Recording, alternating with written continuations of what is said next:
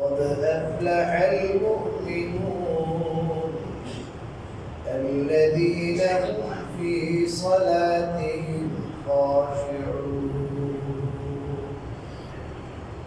بارك الله لنا ولكم في القرآن العظيم ونفعنا وإياكم بالآيات والذكر الحكيم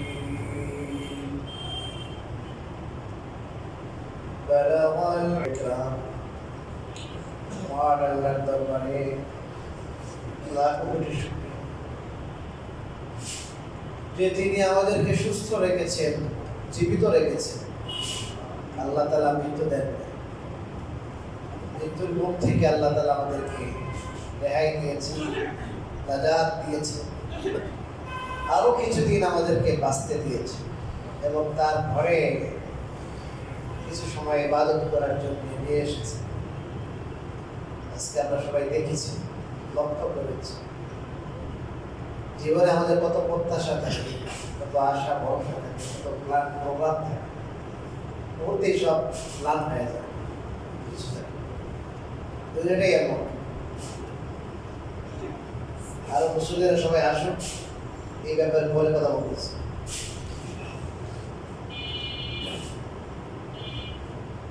আমাদের যে বিষয়বস্তু চলে আসছে, নামাজের ব্যাপারে আমরা আলোচনা করে আসছি।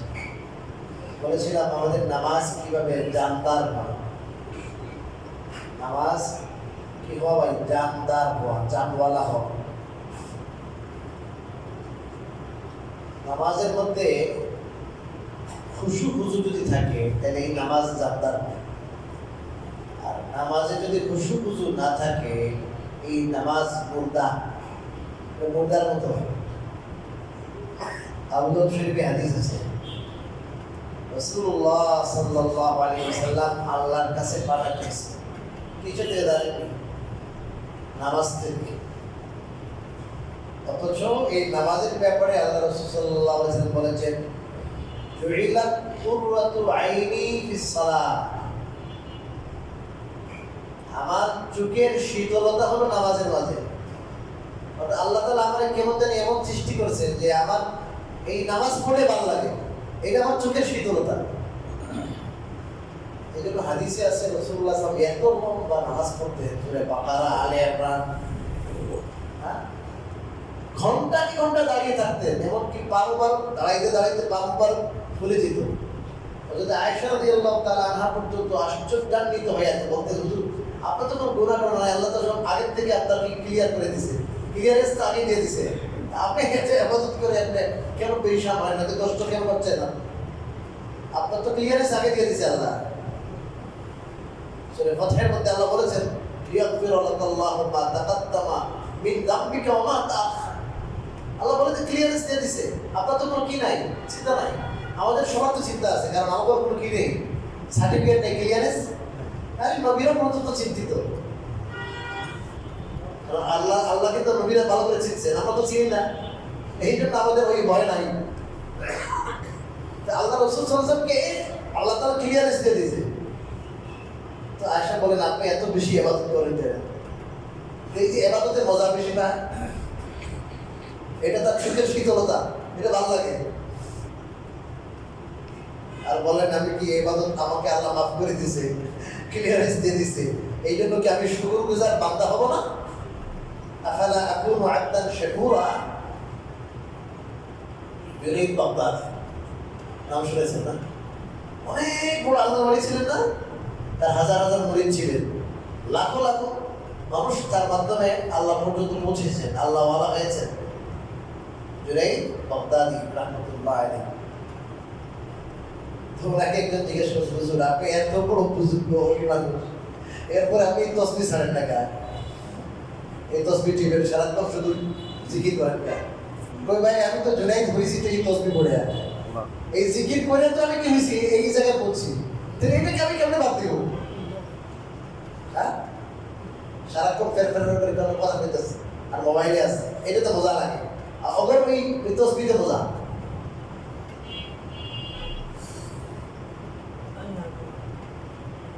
আল্লাহ, তাহলে যেই নামাজ রাসূলুল্লাহ সাল্লাল্লাহু আলাইহি ওয়াসাল্লামের চোখের শীতলতা, ঘন্টাকে ঘন্টা নামাজে ব্যয় করতেন, সিজদাতে গেছে তার মাথা উঠানো, এত লম্বা সিজদা, এত লম্বা কিয়াম। আবার নামাজ থেকে হুজুর কি চাইছেন বলেন? কি বললাম? বানা চাইছেন, বানা। কোন নামাজ থেকে? আল্লাহুম্মা ইন্নী আউযু বিকা মিন সালাতিন লা তানফা। হে আল্লাহ, আমি আপনার কাছে এমন নামাজ থেকে ফানা চাচ্ছি যে নামাজে কোনো উপকার দেয়, উপকার করে না, ফায়দা দেয় না। হ্যাঁ, নামাজ কত বড় উপকারী জিনিস। একজনের গাদা মারা গেছে, আল্লাহ রাস্তার সফরে আছে। কি মারা গেছে বলেন? গাদা। এখন তো আর যেতে পারবে না রাস্তায় প্রতিমধ্যে। এখন নিজে ভাই গাড়ি নষ্ট হয়ে গেছে, আরেক গাড়িতে যাবেন কেন? এমন না, আরেক ভাই তার উঠে আপনাকে নিয়ে নেবে ঘোড়ায়, সবাই কিন্তু ফুল হয়ে আসে, রাস্তায় নেওয়ার মতো কি নাই, সুযোগ নাই। তুমি নামাজ পড়ছো, নামাজ পড়ে দোয়া করে, ভাই আল্লাহ, আমি জানি আপনি সমস্ত মুর্দা দুনিয়াতে যারা মারা যাবে সবাইকে আপনি পরকালে জিন্দা করবেন। শুধু মানুষ জিন্দা হবে না, এই পশুগুলো আল্লাহ কি করবেন, এটা মনে রাখবেন। আমরা জানি শুধু মানুষ আর জিনের হিসাব হবে, পশুদের হিসাব হবে না, কথা ঠিক, কিন্তু এটা ব্যাখ্যা সাপেক্ষ কথা। সময় তো চলে যেতেছে। কি সাপেক্ষ? ব্যাখ্যা সাপেক্ষ। পশুদের কি নাই, হিসাব নাই, কথা ঠিক আছে। এদের জীবনের যেহেতু কোনো মানে আমলের দায়িত্ব আল্লাহ দেয় নাই, আদেশ নিষেধের কি দেয় নাই, কিন্তু জুলুম এমন জিনিস, এই এরা যদি পরস্পর কি করে থাকে বলেন, জুলুম করে থাকে, এটা আল্লাহ তাআলা জুলুমের ব্যাপারে এক জিরো টলারেন্স। কি বলেন? জিরো টলারেন্স, কোনো ছাড় নাই। এখন তোমার ক্ষমতা আছে, পয়সা আছে, আছে না? বাটপারি সিটারে অনেক কিছু জানে না, অনেক কিছু করে রেখেছে, মনে করতেছে যে আমি তো পাস, আমারে কেউ ধরতে পারে না। জুলুমের ব্যাপারে আল্লাহ রাব্বুল আলামিন কোনো বিন্দু পরিমাণ কি দেয় না, ছাড় নাই। এমনকি এই যে হায়াওয়ান, এই যে আপনার পশু, এই পশুদের মধ্যে অনেক কিন্তু শক্তিশালী আছে না? শক্তিশালী কুকুর আপনাদের কাফেরের নাই মনে, শক্তিশালী কুকুরে দুর্বল কুকুরে কামড় দেয়, দেয় না? শক্তিশালী ষাঁড়ে দুর্বল গরুরে কি মারে, গোদা দেয় না? তো আল্লাহ রাব্বুল আলামিন এদের মধ্যে একটা সেন্স দিয়েছে, অনুভূতি দিয়েছে যে তুমি কি করিও না, তোমার শক্তি আছে দেখি কি করিও না। আরেকজনের উপর জুলুম এই করিও না, এটার বুঝ তাকে আল্লাহ কি করেছেন বলেন, দিয়েছেন। এই যোগ্যতা, এক্সপেরিয়েন্স আল্লাহ তার কাছে কি রাখছেন। এই জন্য আল্লাহ তাআলা এই জুলুমের পরস্পর তাদের মধ্যে যে জুলুম ঘটার জন্য তাদেরকে ক্ষণিকের জন্য আল্লাহ চিন্তা করবেন।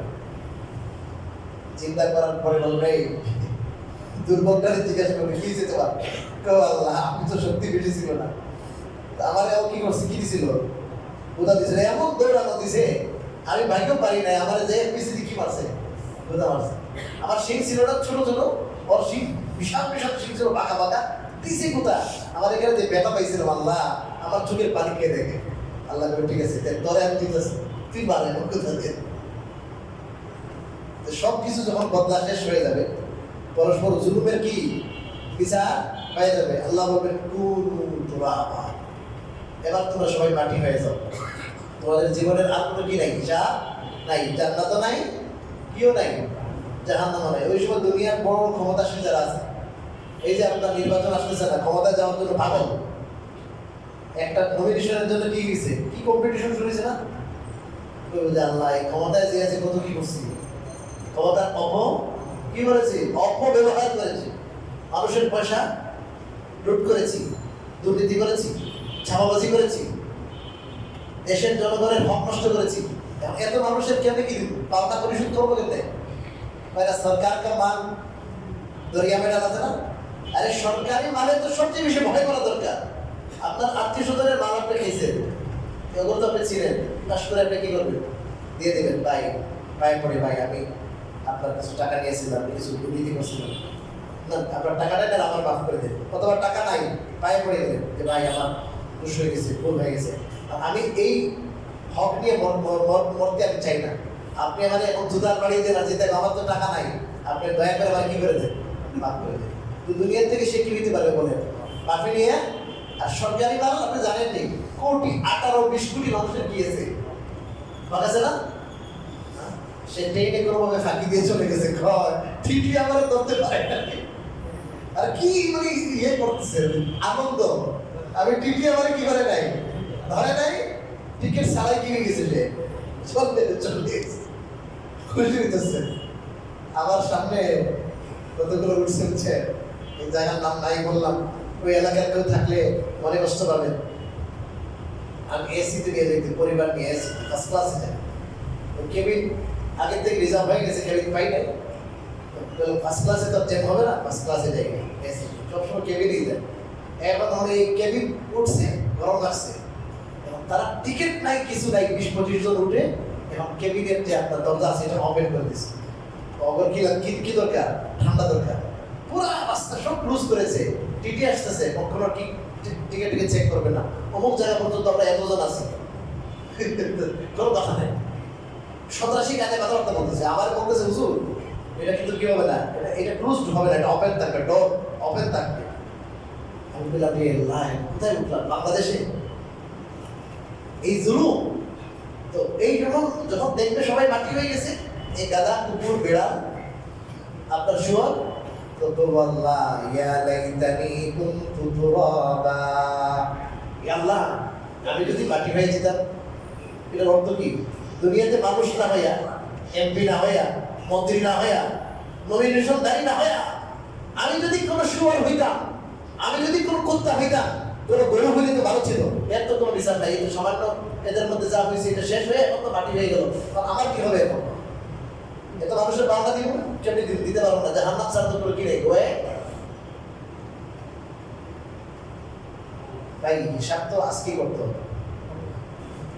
ভূমিকম্প মারা গেলে ওই সময় কিন্তু কালিমা পড়ার কি নাই, ও চিপায় পড়ে গেল শেষ। কথার থেকে কথা আসছে। তো আল্লাহ তাআলা কিয়ামতের মানে মরার পরে কি করবেন, কিয়ামতের দিন এই গাদাও কি করবেন, চিন্তা করবেন। তো ইনি বললেন যে আল্লাহ আপনি তো কিয়ামতের দিন গাদা চিন্তা করবেন, আমার গাদাও চিন্তা করবেন আল্লাহ। তাহলে বুঝা গেল আপনার সক্ষমতা আছে, আপনার ক্ষমতা আছে। মেহেরবান আল্লাহ আমি আপনার রাস্তায় বের হয়েছি, ইয়া আল্লাহ আমি যাওয়ার মতো কোনো এবিলিটি আমার নাই, আপনি দয়া মেহেরবানি করে আমার এই দাদাকে চিন্তা করে দেন। উনি দোয়া করতে দেরি হয়েছে কিন্তু কবুল হইতে দেরি হয় নাই। আল্লাহ রাব্বুল আলামিন সাথে সাথে ওই দাদা চিন্তা করে দিয়েছে। উনি হজ থেকে আসছেন, আসার পরে উনি কিছুদিন পরে মারা গেছেন, কিন্তু ওই গাদা তখন জিন্দা ছিল। আরেকজন সাহাবিয়া নতুন মুসলমান হয়েছে, কি হয়েছে বলেন, নতুন মুসলমান। এখন নতুন মুসলমান হয়েছে, ওই তাদের যে ভগবান ভগবান আছে না, মূর্তি টুর্তিগুলোর পূজা বাদ দিয়া, এখন ওনার ছেলে মারা গেছে। কে মারা গেছে? ছেলে মারা গেছে। এখন সাহাবায়ে পরে কি করবো, তখন তখন ব্যবস্থা করতেছে, আল্লাহর দোহাই আমার ছেলেকে আপনারা কি করবেন না, দাফন করবেন না, আমার আল্লাহর সাথে কিছু কথাবার্তা আছে। এই বলে নামাজ পড়ছে, দোয়া করলে আল্লাহ কিয়ামতের দিন আমার ছেলেকে আপনি জিন্দা করবেন। এই কথা যদি সত্য হয়ে থাকে, মওলাই কারীম আপনার এই দিন একত্ববাদের ধর্ম ইসলাম ধর্ম আমি কবুল করেছি। ইয়া আল্লাহ এখন এই ছেলেকে যদি আপনি নিয়ে যান, দাফন হয়ে যায়, আমার কওমের আমার সম্প্রদায়ের লোকেরা বলবে তুমি মুসলমান হইছো, আমাদের যত মাবুদ আছে এই মাবুদের অভিশাপে তোমার এই ছেলে মারা গেছে, এই সমস্ত মূর্তির অভিশাপে মারা গেছে। ইয়া আল্লাহ তাআলা আমাকে এই কথা বলবে, এই আল্লাহ এটার থেকে বাঁচানোর জন্য আমি আপনার কাছে ফরিয়াদ করছি। আল্লাহ আপনার বান্দী হিসাবে, আপনার সত্য ধর্ম আমি কবুল করেছি হিসাবে মেহেরবানি করে আমার ছেলেকে আপনি চিন্তা করে দেন। আল্লাহ রাব্বুল আলামিন সাথে সাথে এনাকে কি করছে বলেন, চিন্তা করছে। তিনি আল্লাহর রাস্তায় যুদ্ধ করছে। ভাই নামাজের দ্বারা কি হয় কথা বলেন, ফায়দা হয় না? হয় না? নামাজের দ্বারা এমন ফায়দা হয় যেটা দুনিয়ার কোনো পাওয়ার কোনো ক্ষমতায় এটা হয়। আপনি কোনো মোদাকে কোনো টেকনোলজি, কোনো চিকিৎসা বিজ্ঞান, হ্যাঁ এটার মাধ্যমে মুদ্রাকে চিন্তা করা যাবে? এমন কোনো বিজ্ঞান আছে? আচ্ছা, এখানে পানি নাই মনে করেন, পুরো দেশে পানি নাই, আপনি পানি নামাবেন কেমনে? কোনো কিছু টেকনোলজি কাম হবে না। আমাদের দেশে এমন কোনো কি নাই, কোনো টেকনোলজি আমাদের দেশে নাই। তখন আপনি কি করবেন? সালাতুল ইস্তিসকা। কি করবেন? সালাতুল ইস্তিসকা পড়বেন। বস, যেখানে উপায় উপকরণের কাজ শেষ, এখান থেকে নামাজের পাওয়া শুরু হয়। নামাজের মাধ্যমে আল্লাহ তাআলা রাজি হন আর আল্লাহ তাআলা ফয়সালা করেন। এক সাহাবী বাগানের পানি দরকার, ওই নামাজ পড়ছে, নামাজ পড়ে দোয়া করে, আল্লাহ আমার বাগানে পানি দরকার, পানি নাই। আল্লাহ তাআলা নামাজের পরে তার বাগানে এমন বৃষ্টি দিলেন, এই বৃষ্টি দ্বারা তার বাগান ছায়া হয়ে গেল। আশেপাশে যত বাগান আছে, আশেপাশে কোথাও কি নাই, বৃষ্টি নাই, এই বাগানে ওই কি? নামাজের দ্বারা কাজ হয় না? হয় না। কিন্তু যে নামাজে জান আছে, যে নামাজে কি আছে? প্রাণ আছে, জান আছে। রাসূলুল্লাহ সাল্লাল্লাহু আলাইহি ওয়াসাল্লাম বলেছেন, আল্লাহ এমন নামাজ থেকে পানা চাই যে নামাজে কি করে না? উপকার করে না। আর ওই নামাজ পড়তে বলেছেন যে নামাজে কি করে? উপকার করে। যে নামাজের দ্বারা সমস্ত অশ্লীলতা থেকে বাঁচা যায়। হাদিসে আছে যে নামাজের দ্বারা অশ্লীলতা থেকে বাঁচা না, এমন নামাজই না। নামাজ পড়লাম, অশ্লীল কাজও করলাম, এই নামাজ কি না? নামাজই না। তাহলে এই নামাজ কখন হবে? যখন নামাজ জানদার হবে। নামাজ জানদার হওয়ার জন্য আমি গত সপ্তাহে একটা টিপস বলেছিলাম, এখন আরেকটা বলছিলাম যে ধ্যান ধারণা করা, যে আল্লাহ আমাকে কি করতেছে বলেন, মনে আছে? আজকে হলো এই ধ্যান ধারণা যে করলাম আমি, আল্লাহ আমাকে কি করতেছে দেখতেছে। এটার সাথে একটু অ্যাড করেন, যে আমি কার সামনে দাঁড়াইছি, এটা আপনার কি করতে হবে। যেহেতু আল্লাহ আমাদের সামনে, আমরা দেখতে পাই না, কি পাই না বলেন? দেখতে পাই না, কিন্তু আল্লাহর ক্ষমতা, আল্লাহ রব্বুল জালাল, তার যে দাপট, তার যে ক্ষমতা, তার যে সর্বব্যাপী ক্ষমতা, সেই জিনিসগুলোকে আমাদের মাথায় রাখতে হবে। এবং সেটা মাথায় রেখে যখন তার সামনে দাঁড়াবো, তখনই আমার অন্তরের মধ্যে খুশি বুঝতে পয়দা হবে। আচ্ছা, এটার সাপোজ উদাহরণ, মনে করেন একজন মানুষ যদি তাকে পুলিশে তলব করে, অফিসে গেছে সে কোনো অপরাধী, সে জানে ওর কি আছে, অ্যারেস্ট করা কি আছে, ক্ষমতা আছে না? সেখানে একটু আদবের সাথে দাঁড়াবে না? এর চেয়ে বড় ক্ষমতা র্যাবের সামনে, র্যাব দেখবে কিন্তু অন্য অবস্থা, র্যাব আসছে। আচ্ছা, কেউ যদি আপনার সেনাবাহিনী নিয়ে যায়, সেনাবাহিনী ধরে, সেনাবাহিনীর ক্ষমতা আরো বেশি। এইভাবে আপনার প্রতিষ্ঠানের প্রিন্সিপাল বা হেড অফ দ্য ডিপার্টমেন্ট, আপনি যেখানে চাকরি করেন, হেড অফ দ্য ডিপার্টমেন্ট যিনি, স্যার, ওই বস, উনি যদি আপনাকে খুঁজে যে স্যার আপনাকে কি করতেছে, প্রিন্সিপাল স্যার আপনাকে খোঁজ করছেন, প্রিন্সিপাল স্যারের ডাকে আপনি যখন যাবেন, আপনার হেড অফ দ্য ডিপার্টমেন্ট, আপনি যার অধীনে চাকরি করেন, আপনি তৃতীয় স্তরে, চতুর্থ স্তরের কর্মচারী, আপনাকে একবারে প্রধান যিনি, উনি যখন আপনাকে আহ্বান করছেন, আপনি তার সামনে দাঁড়াবেন, আপনি তো তার ক্ষমতার ব্যাপারে কি আছেন, অবগত আছেন। কারণ একটা কলমের গুদায় আমার সব কি হয়ে যাবে, কথা বলেন না, চাকরি নট হয়ে যাবে। আর সে এক কলমের গুদায় আমার চাকরি হয়ে যাবে। সে একটা কলম নাড়া দিলে আমার 20,000 বেতন বেড়ে যাবে, আবার একটা কলমের গুদা দিলে আমার 20,000 কমে যাবে। এমনকি চাকরি নট করার ক্ষমতাটা আছে, এটা আমি জানি। এইটার শুধু স্যার, জি স্যার, ঠিক না? কারণ এর ক্ষমতার ব্যাপারে আমার কি আছে, ধারণা আছে। আমি কি কথা কি বুঝতে পারলাম? আমরা আল্লাহর সামনে দাঁড়াইতেছি, আমাদের তো আল্লাহর ব্যাপারে ধারণাই নাই, আমি কার সামনে দাঁড়াইছি। এই জন্য বুকটা টান করে দাঁড়াইতেছে, নাই নামাজে যে কোনো ড্রেস দিয়ে এসে পড়তেছে। অথচ ফেকার কিতাবে লেখা আছে, মনে রাখবেন, আপনি যে ড্রেস পরে আপনি একটা শালীন সমাজে, ভদ্র মানুষের সমাজে আপনি যাবেন, একটা অনুষ্ঠানে আপনি যাবেন, আপনি যে ড্রেস পরে যেতে আপনার কি লাগে, লজ্জা লাগে যে এটা ময়লা, এটা কি, এটা ময়লা, এটা ঘরে পড়া, হ্যাঁ, ওই জিনিসটি আপনি নামাজ পড়লে মাকরুহ হবে, এটা আল্লাহর দরবারে আসছে। হ্যাঁ, তবে যেহেতু আমাদের এখন সংস্কৃতির একটা বিষয় এসে গেছে, আপনি যাবেন এক জায়গায়, ওখানে আপনি টাই পরে যাবেন, শু পরে যাবেন, প্যান্ট পরে যাবেন, হ্যাঁ, আর প্যান্ট কি আপনার জেন্টলম্যান হয়ে যাবেন না? ওইরকম তো আপনার ইসলামী লেবাস পরে সুন্দর হয়ে আল্লাহর দরবারে হাজিরা দিতে হবে।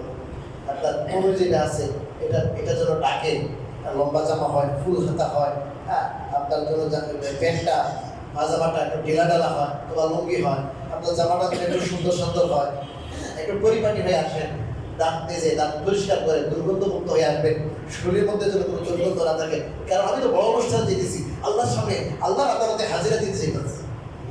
দুনিয়ার আদালতে হাজিরা দেওয়ার সময় আমার কত প্রস্তুতি, আমি আল্লাহর আদালতে আইতেছি চেয়ারম্যান পাবে। তো আমাদের অন্তরে কি থাকে না বলেন? আল্লাহ তাআলার আজমত, আল্লাহর বড়ত্বের অনুভূতি অনুপস্থিত থাকে। এই জন্য আল্লাহ তাআলার বড়ত্বের উপস্থিতি যখন থাকবে, তখন ওই নামাজের মধ্যে আমি যখন দাঁড়াবো, তখন নামাজের মধ্যে খুশু থাকবে। আমার কথা কি বুঝতে পারছেন? এই একটা বড় বিষয় যে আল্লাহর ব্যাপারে, আল্লাহর বড়ত্বের ব্যাপারে আলোচনা করা দরকার। ওয়াজ তো সবই হয়, হ্যাঁ, আল্লাহকে, আল্লাহ কত বড়, আল্লাহ কত মহান, এই ব্যাপারে আমাদের আলোচনা খুব কমই হয়। দাওয়াত তাবলীগে কিছু হয়, এটা একটা বুঝতে থাকি, এটা স্বতন্ত্র সাবজেক্ট, আলোচনার দাবি রাখে। ইনশাআল্লাহ আমার মাথায় আছে, আল্লাহ যদি আমাকে সুস্থ রাখেন, তৌফিক দান করেন, আপনাদের সামনে এই আলোচনার আমি দীর্ঘ আলোচনা করবো যে আল্লাহকে।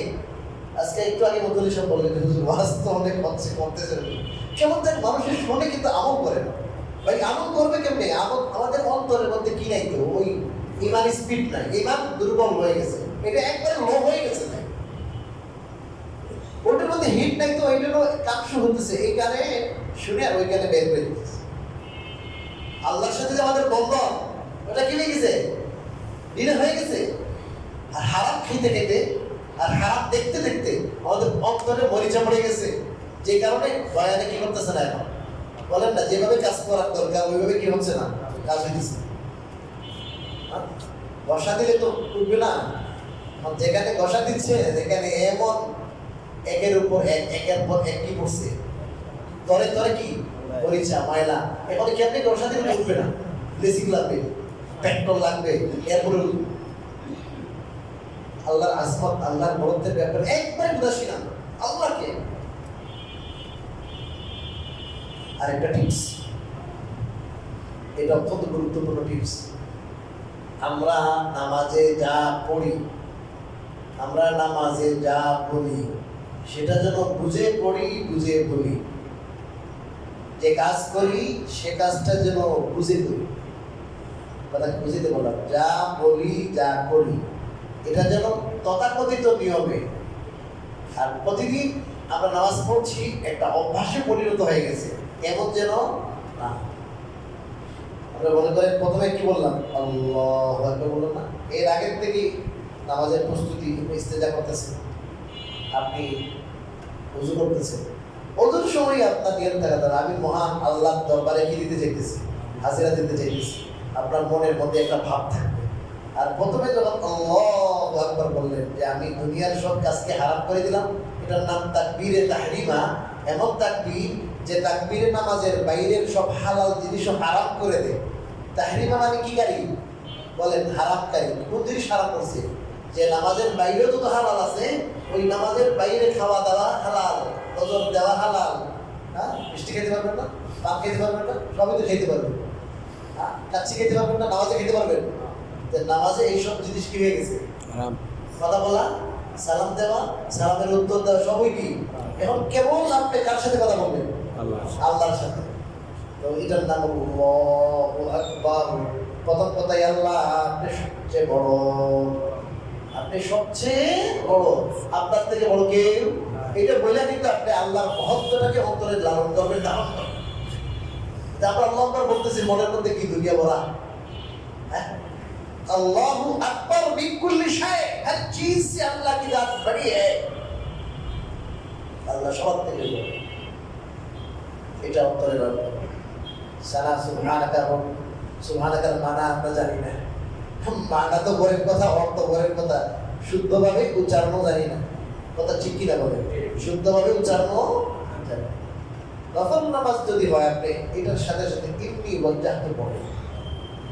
সানা না পড়ে যদি কি বলে ইন্নি ওয়াজ্জাহতু, মুসলিম শরীফের হাদিসে এটাও আছে, ইন্নি ওয়াজ্জাহতু ওয়াজহিয়া লিল্লাযী ফাতারাস সামাওয়াতি ওয়াল আরদা হানিফা ওয়া মা আনা মিনাল মুশরিকিন ইন্না সালাতি ওয়া নুসুকি ওয়া মাহইয়ায়া ওয়া মামাতি লিল্লাহি রাব্বিল আলামিন। এটা পড়বো এবং এটা অর্থ বুঝে পড়বো, জানি কি বলতেছে। যে আমি আমার চেহারাকে, আমি আমার পুরা সত্তাকে আল্লাহর অভিমুখী করলাম। কার অভিমুখী? আল্লাহ অভিমুখী। আমি দুনিয়ার সবকিছু বাদ দিয়ে কার অভিমুখী হয়েছি? যে আল্লাহ আসমান জমিন বানাইছেন, আমারে বানাইছেন আমি এক পুরুখা হইয়া, হ্যাঁ, আমি সবকিছু পরিহার করে শুধুমাত্র আপনার মুখে হইয়া আপনার কাছে আসছি। আমার নামাজ, আমার কুরবানি, আমার হায়াত, আমার জীবন, আমার মরণ সব এই এমন আল্লাহর জন্য যিনি রব্বুল আলামিন। এটা যখন বললাম, এটা যখন বুঝে বুঝে বলছি, আমার অন্তরে রেখাপাত করবে কিনা বলেন? একটা হলো মুখস্থ পড়া, আরেকটা হলো বুঝে বুঝে পড়া। দুইটাতেই আকাশ পাতালের কি আছে, কথা বলেন না কেন? বেশ কম আছে না ভাই? এই জন্য আমি বলি, যারা হাফেজ তারা আমি পড়ান 100% যদি আপনার উনি গায়ের আলেম হন, তার পিছনে নামাজ পড়া জায়েজ আছে, কোনো অসুবিধা নেই। কিন্তু বেস্ট বেটার এই হাফেজে কি বুঝেন, তেলাওয়াত করেন, সেই সাথে তেলাওয়াতের অর্থটা অনুধাবন করেন।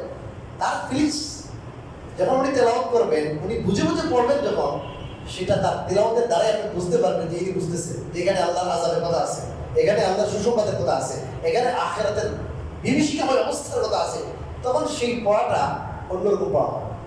এটার কণ্ঠ যদি একটু মধুরতা কম থাকে, এই তেলাওয়াতের মাধ্যমে খুশু আসবে তার অন্তরে, আর এটার প্রভাব পড়বে মুসল্লিদের। আর মুসল্লিদের তো শুধু আওয়াজই বোঝে, সুসাহায্য বোঝে। আপনার মাইন্ড করেন না ভাই, বাস্তবতা। এখন শুধু কিসের পাগল? কোন বক্তার কি সুন্দর গান সুন্দর, কোন বক্তার গজল সুন্দর, কোন বক্তায় ভালো করে কি করতে পারে, মানুষকে হাসাইতে পারে, এটারই দাওয়াত দেয়। 50,000 টাকার ওষুধ, টাকা তো আছে। এই ওয়াজ কি হাসানোর মজিস? ওয়াজ কি হাসার জিনিস? আপনি অনুষ্ঠান করেন, সাংস্কৃতিক অনুষ্ঠান করে, গজল শুনে পারবেন। ওয়াজ চাইতেছে হুজুর আজান দেন, হ্যাঁ, ওয়াজ চাইতেছে হুজুর একটু গজল পড়েন। আমাদের মানে রুচিটাই নষ্ট হয়ে গেছে। রুচি নাই তো এখন, এই রুচির বোধও নাই আমাদের এখন। আগের বুজুর্গানি দিন সাদা মাটা কথা বলতেন, মাঝে মাঝে একটা শেয়ার বলতেন, ফার্সি উর্দু, অর্থবহ মানুষে কান্না করতো, কান্না এক ওয়াজে জীবন চেঞ্জ হয়ে যেত। আপনার বলেন ঠিক না? বুজুর্গানি দিয়ে ওয়াজ করতেন। আমরা তো নিজেরাও ওয়াজ শুনেছি গিয়া 3-4 মাইল, 5 মাইল, 10 মাইল, 25-30 মাইল দূরে জায়গা বুজুর্গানি দিনের ওয়াজ শোনার জন্য রাত্রে 11টা-12 পর্যন্ত মাটিতে বসিয়া। প্রত্যেকে যার গাড়ি খাওয়ারের কি নাই, এখন যেখানে যাইবেন এখন এতটা গরু, এখন থেকে খাওয়ার আলাদা খাবারের আয়োজন, কিসের কি ওয়াজ?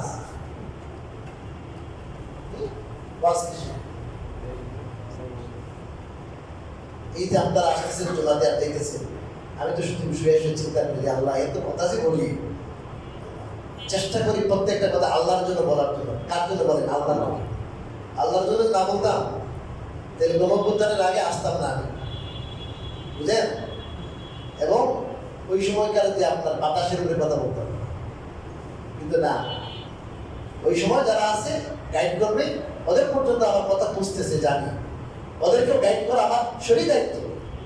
যে জালেমের বিরুদ্ধে, জুলুমের বিরুদ্ধে আপনি রুখে দাঁড়ান, এটা বলে যদি আমার জেলে যেতে হয়। আমাকে কয়েকজন বলছে, আপনি তো মনে হয় কাশিমপুরে, আগামী সপ্তাহে আপনার জমা কাশিমপুরে হতে পারে। আমি বললাম অসুবিধা নেই, কাশিমপুরে গেলে ইউসুফ আলাইহিস সালামের সুন্নাত আদায় হবে, সমস্যা কিসের? হক কথা বলে যদি ইউসুফ আলাইহিস সালামের সুন্নাত আদায় করা যায়, না হক বলে জালেমের পক্ষপাতী হইয়া আমার কোনো কি কুরসির দরকার নেই। হক কথা বলতে হবে, হক কথা দিতে হলে বলতে হবে। হক বলে মরতে চাই, না হকের উপরে 1 মিনিট থাকা থেকে আপনার না হক, আপনার বুবা শয়তান হইয়া 1000 বছর বাঁচা থেকে আপনার হক কথা বলে 1 মিনিট বাঁচা ভালো। এটা আমার আকীদা, এটা আমার বিশ্বাস। হক কথা বলে হকের উপর থেকে, কোরআন সুন্নাহর উপর থেকে 1 মিনিট থাকা, এটা বাঘের জীবন, ওটা ভালো। কাপড় শুনতে ভালো না, হক বলতে হবে। আমাকে বলেছে তো, আপনি এগুলো কইেন না থানা থেকে, এগুলো ডট কেয়ার। তোরা যে সরকারের চাকরিগুলো আছে, আমি তো রব্বুল আলামিন ওই সরকারের চাকরিগুলো, ওনারও তো কিছু দায়িত্ব আমাদের উপর দিয়েছে, আলেমদেরকে এটা বলবো। এই জন্য আপনারা কখনো মাইন্ড করবেন এখন কোথায়, কোনো ব্যক্তিকে কেন্দ্র করে কোনো মত, কোনো পদের, কোনো মানুষকে আঘাত করা আমার উদ্দেশ্য নয়। উদ্দেশ্য আমরা সবাই যেন এক আল্লাহ আমাদের সৃষ্টি করেছেন, আল্লাহ তাআলার ভালোবাসা যেন আমরা পেয়ে যাই। আল্লাহ তাআলা আমাদেরকে দুনিয়াতে সৃষ্টি করেছেন বড় মায়া করে, মহব্বত করে, যেন আমরা আল্লাহর মায়ার বন্দা হইতে পারি। আমাদের মধ্যে ভুলভ্রান্তি থাকলে যেন আমরা কি হয়ে যাই ভাই, ভাই শুধরে যাই, সংশোধন হয়ে যায়। এটা উদ্দেশ্য, আর কিছু উদ্দেশ্য আপনারা মনে কষ্ট নেই কথা কিছু। তো বলতেছিলাম যে ওই হাফেজ কত মধুর মতো ভালো, লম্বা নামাজ, কিন্তু সেই সাথে উনি যদি কি হন আলেম হন, আলহামদুলিল্লাহ আপনাদের দুইজন হাফেজও কি হন বলেন না কেন, আলেম হন, আলহামদুলিল্লাহ। এইটা আপনারা বুঝতে সক্ষম হয়েছে। হাফেজের সাথে কি হোক আলেম হোক, মানে অর্থ বুঝে ভালো আলেম, দুইজনই ভালো আলেম, শুধু আলেম না, ভালো আলেম আমার জানা মতো। আমরা নামাজে যখন দাঁড়াই তখন নামাজের কি বুঝবো বলেন, কি বলছি, যা বলি সেগুলোর কি বুঝবো, অর্থটা বুঝবো। যে আমি অর্থ বুঝে বুঝে যখন পড়বো তখন নামাজে কি সৃষ্টি হবে বলেন, মনোযোগ সৃষ্টি হবে। আজকে এই পর্যন্ত থাক, আগামী সপ্তাহে এখান থেকে আবার কি হবে, স্টার্ট হবে। এখন আমি আর